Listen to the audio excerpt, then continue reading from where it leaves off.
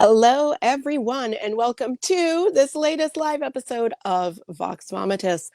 We do love a good live episode here because sometimes the guest isn't here yet, or we don't know where they are. That being said, I'm your host, Jennifer Young Gordon, the author of The Japanese Box and Other Stories, Pretty Ugly, and releasing in September, Perfect Wives, Perfect Lies.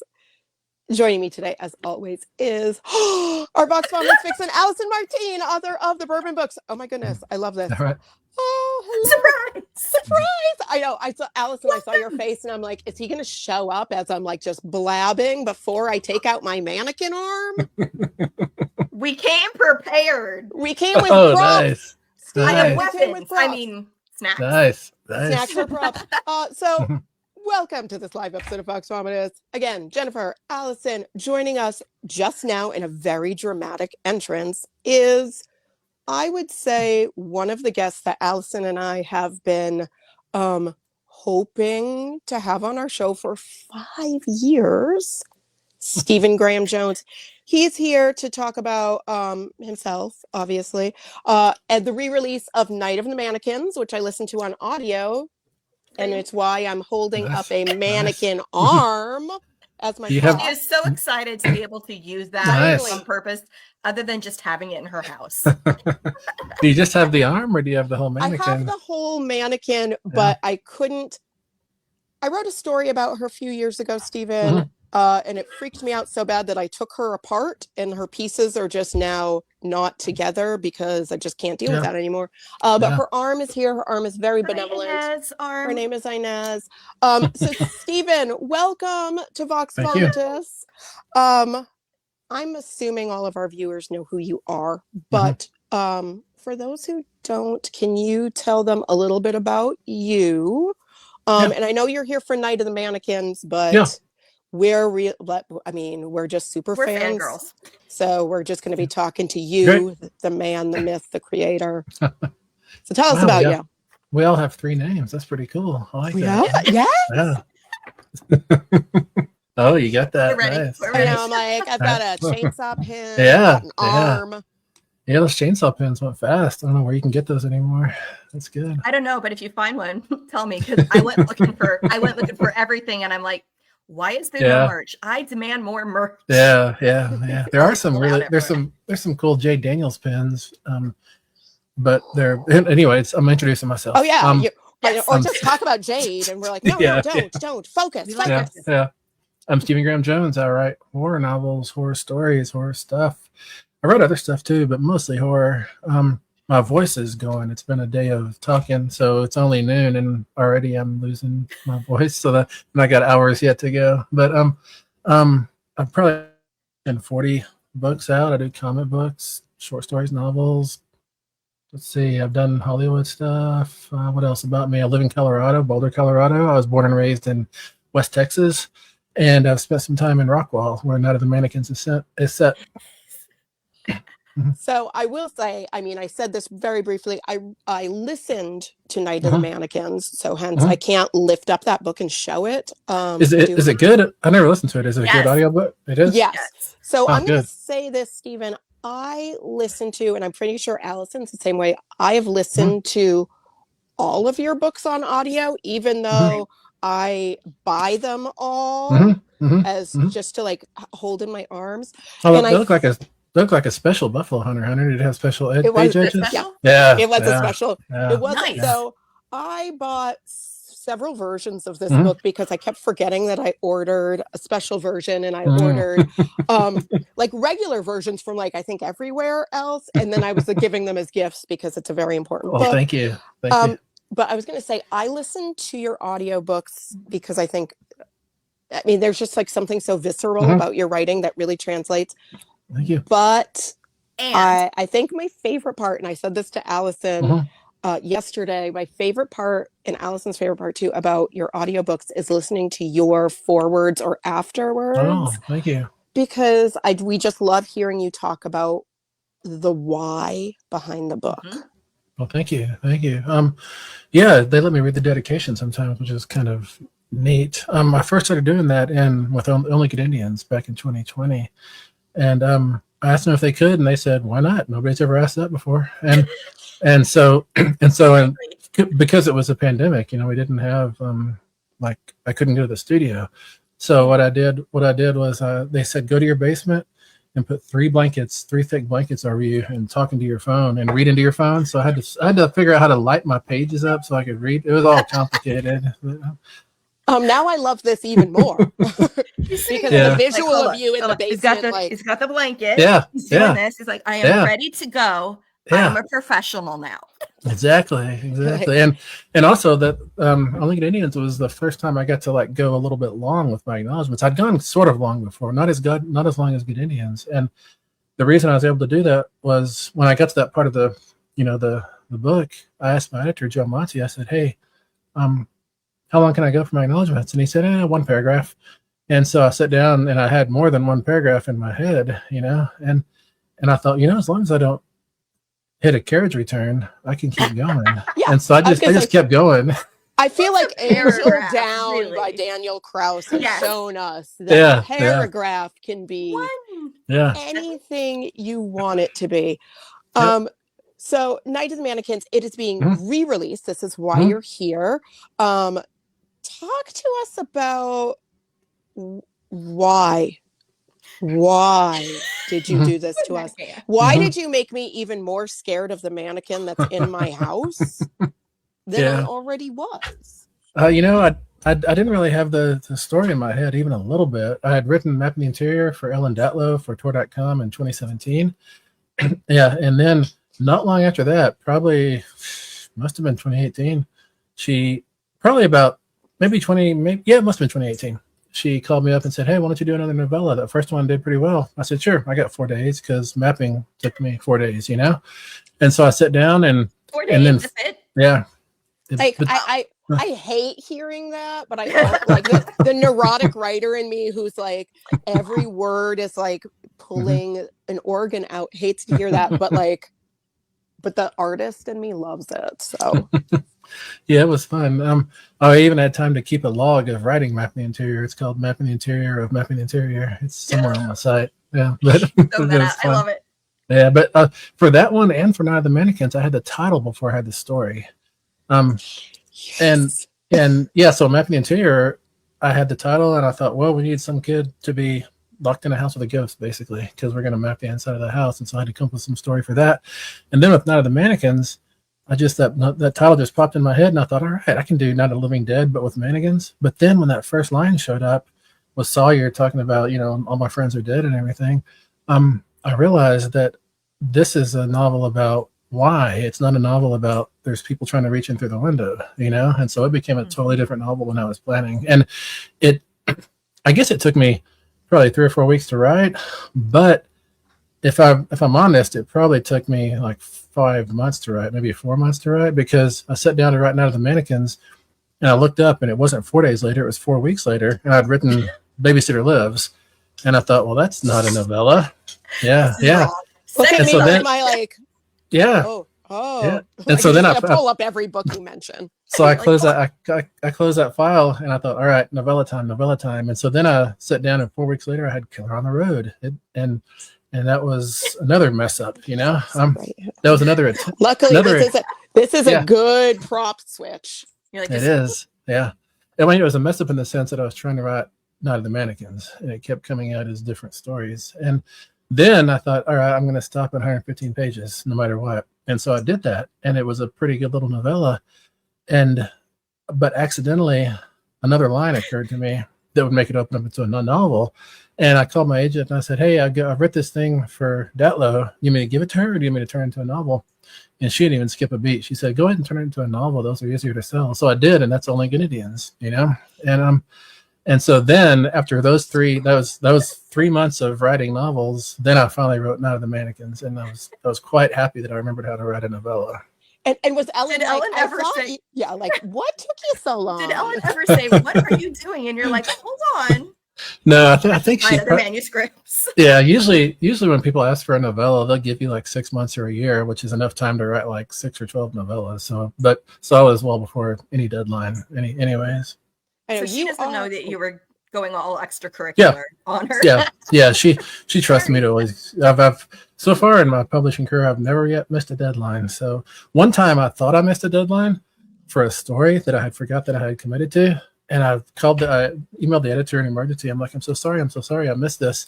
And he said, "Oh, it doesn't matter. It got canceled." So the anthology got canceled. Oh no, you're like.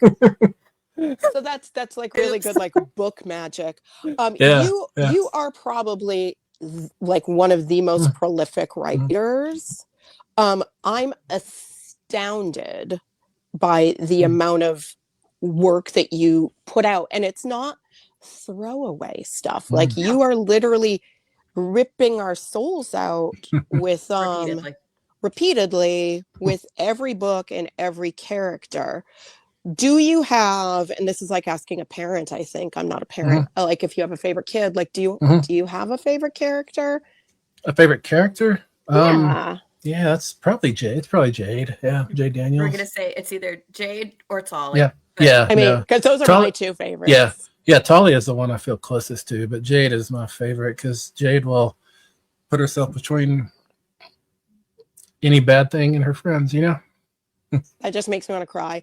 And I say this as a Jennifer who wishes she was as a Jennifer. You can try. I didn't think, I mean, and Allison and I have like talked through things like this. I was like, I never thought I could love a character more than Jade.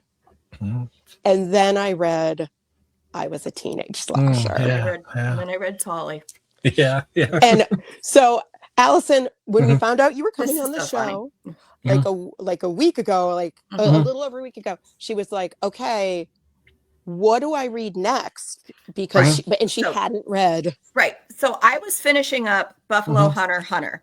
And I had already finished the Angel of Indian Lake trilogy. And I'm like, okay, now we have a hard day. What else do I need? And she's like, you need this one. And personally, I think I can't decide if it's better or worse that I read it when I did, because let me just put this in context. My daughter is twirling the baton Sunday in a parade, and she wasn't doing this before. This is new. And now I'm like, first of all, can I bring it on the show? She's like, no, it's at school. But I did get her band hat, which for the record, they are not allowed to run around with their plumes because their plumes are like sacred. So, and I'm like, Allison, be in full costume. I know this does not fit on top of my headphones. Otherwise, I would wear it, and my daughter would be like, "What the hell are you doing in my shake?" We're very serious podcasters. We are super serious, but just the relatability of all these things. I mean, I will say some of these, the teenage characters that you write, it makes me worry that you might be in like perpetual adolescence because you write them so well that it's a little worrisome. But I love it because they feel more real than any teenage characters I usually read, who are usually, they're all of this kind of coming of age story, but coming of age in a time of either getting murdered or murdering someone else. Kind of take your pick. Yeah. No, I think that's why Buffalo Hunter is all adults, because I was worried that people would think I only write teenagers, you know? They were getting a little concerned. And then they're worried about what you might do when you go inside a church. But I did have a little concern because later on, and this isn't a spoiler because it doesn't exactly happen. It's more of just a reference. You do have more of an obsession with mannequins than people might realize because of what you envision happening with the crucified Christ at some point in Buffalo Hunter. And I'm like, it's another mannequin running around. It is. It doesn't totally actually. Was. But I was just like, somewhere, somehow, a mannequin hurt your feelings very deeply. And it must have, I know. That was going to be our big, like, Barbara Walters, like, question, like, Stephen Graham Jones to drive. Which mannequin hurt you, Stephen? You know, my association with mannequins, they're all from my like early childhood, like 4 and 5 years old, going to department stores with my mom. And she'd park me somewhere, and while she shopped, and the mannequins would be there, and every time I'd look up, they'd still be looking at me, you know, and it'd be kind of weird, you know. Like they are, like it is for everybody. I think. They're terrifying. They're all terrifying. And whether you make faces more lifelike or less lifelike, it doesn't matter. They're still inherently wrong. And I feel like this is one of those things where I don't know how familiar you are with the amusement parks in Southern California. No, I'm not. It's the whole uncanny valley aspect of them. Because when you go to Disneyland, all of their animatronics and their figures, they are cartoony, so they feel fake, but also pleasantly fake. That you don't worry about like the characters coming and getting you.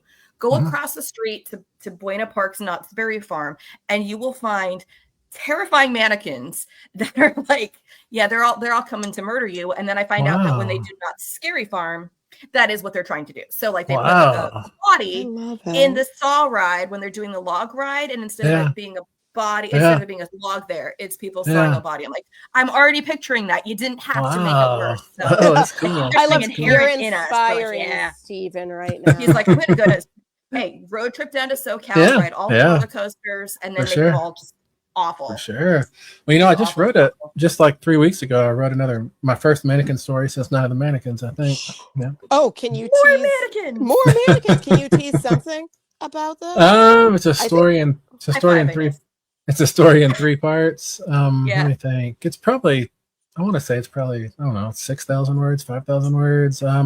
Okay, so it's a story, not a. Does it already have a home? I'm sure it does. No, I haven't sent it anywhere yet. I've lately in the past like probably 5 weeks, I've written so many stories. I just don't have any. I just can't keep up with submit them. I've done a lot of flash fiction. I bet I've done 14 flash pieces and 2 full stories, and one of the stories is 11,000 words, I think. So I just can't I'm in one of those modes where just every single second I'm just typing away. You're just right. Do you have is it just the process of creation, or do you have something that you specifically like to write more? Like, do you like to write a novel more than you like to write a story? No, or do you just given the choice, I'll write flash fiction all the time. That's my favorite mode.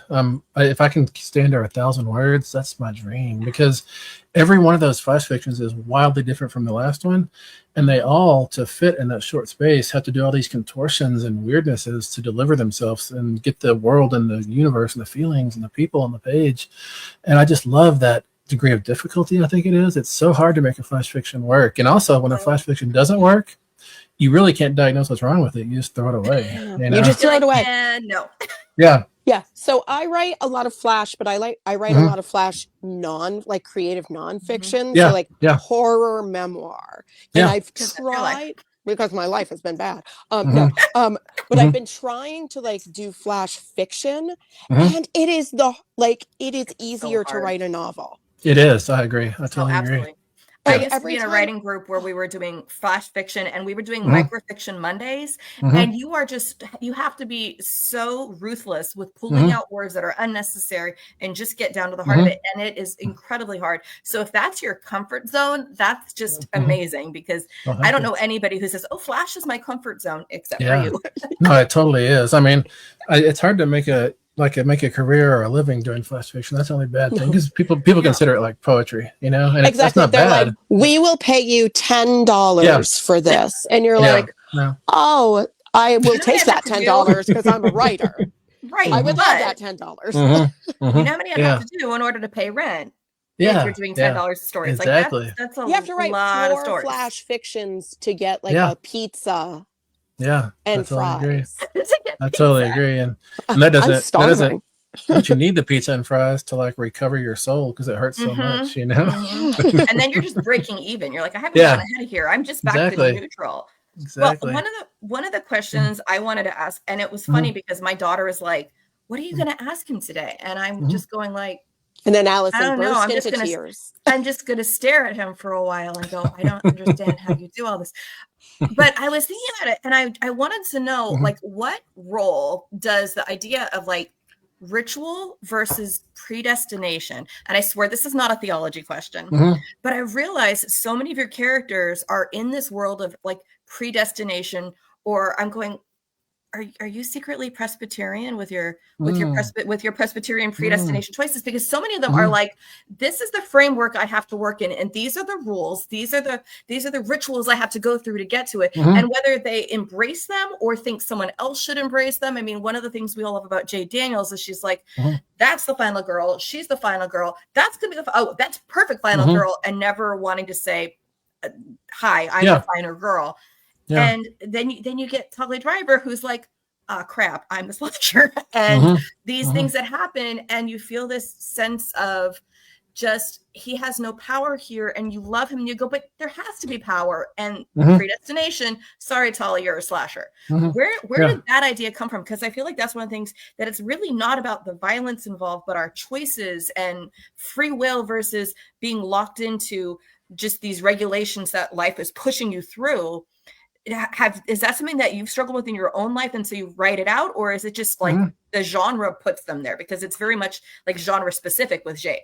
Yeah, no, it is something that I think about a lot. I think I've been thinking about it, man. I mean, reading time travel stuff for sure, but like reading Boethius, like when I in like undergrad stuff, like Boethius, that monk or priest who's in a cell writing out all these big questions, you know, and he tackles a lot of this stuff, or tries to. It's really impossible to tackle, but yes, like what's that story? Charlie Jane Anders has that story, like it's like numbers, like not 6 months and then 11 days or something like that. That's not what it is, but it's really good. It's on reactor.com. It's about what if couple got together, and the couple is a guy who can see the future for sure, and a woman who can see a multiplicity of futures. She doesn't know which one is real. And so the question is, how do they get along with each other? And it's a lot of friction, because he sadly knows how it's all going to turn out, you know, and she is able to have hope that we'll go on this track and not that track. And it's so, no, that is so too good. sad. It's so good. You said it's on reactor.com? Yeah, it used to be on Tor.com, but I think it got sucked over to Reactor because that's Tor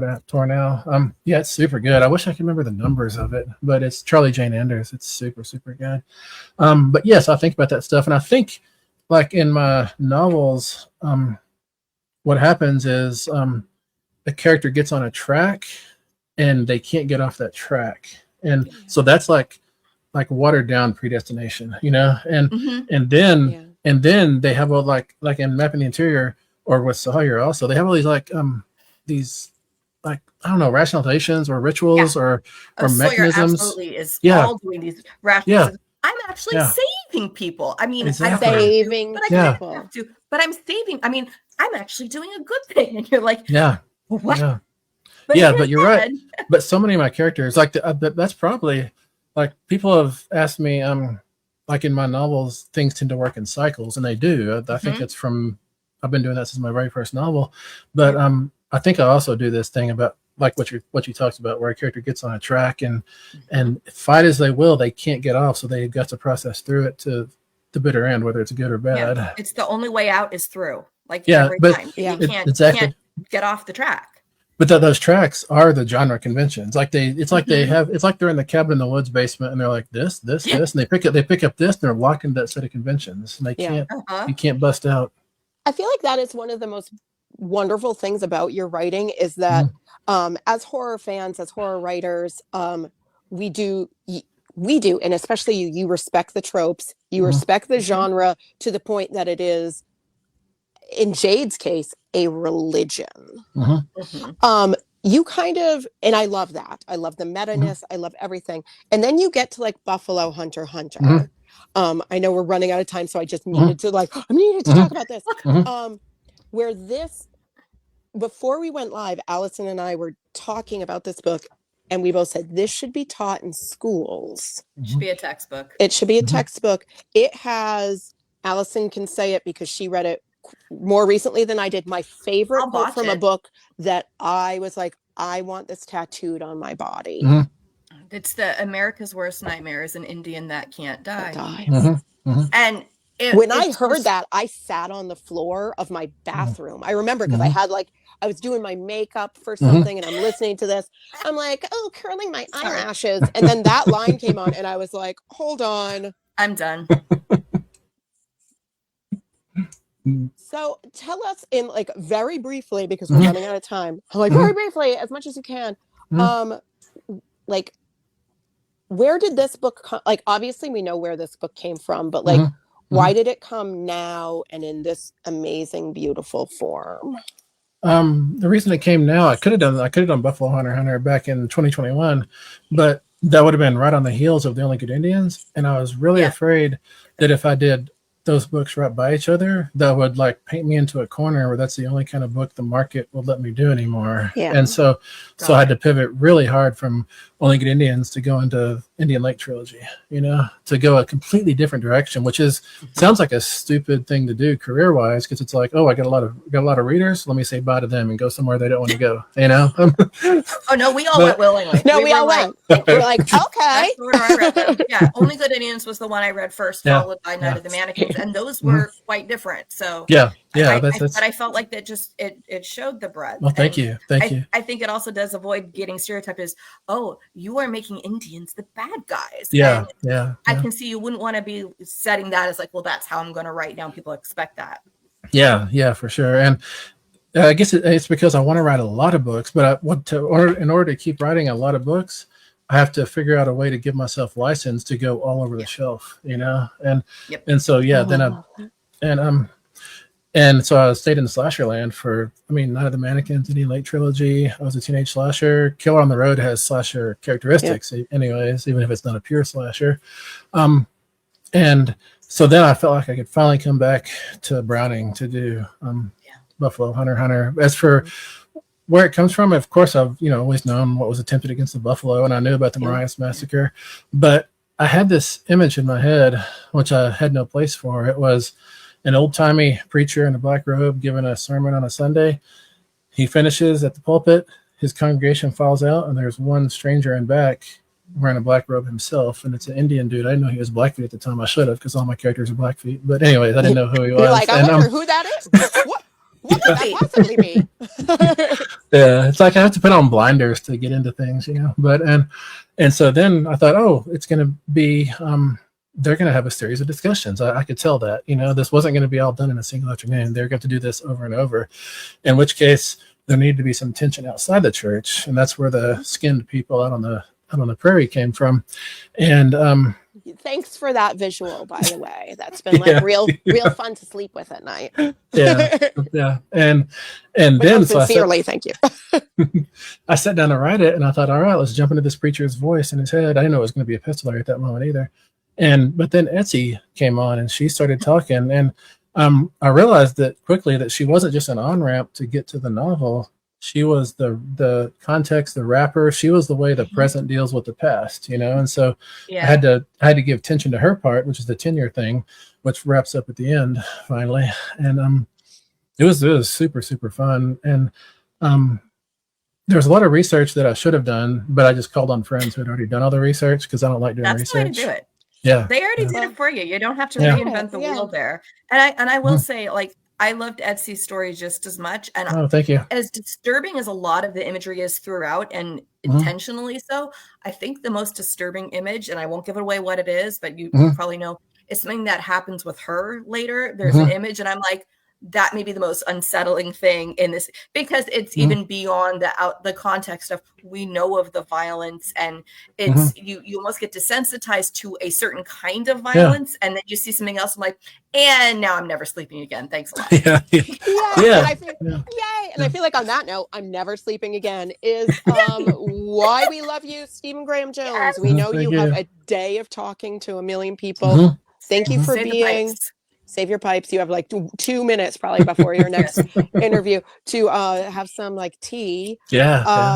We love you. Thank you for Jay Daniels from the bottom of my heart.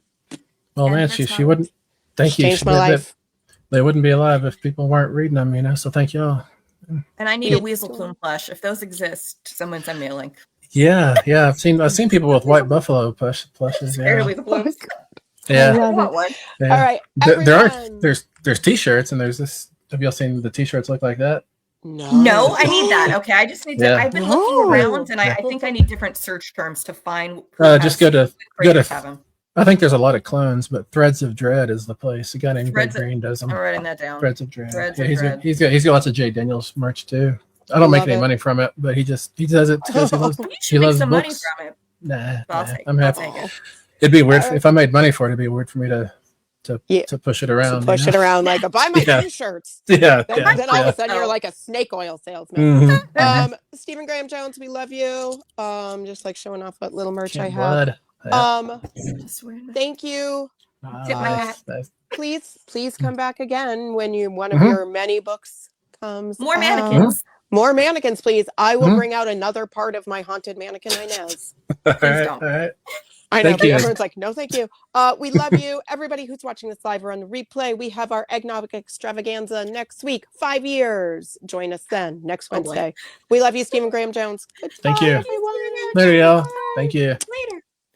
Later.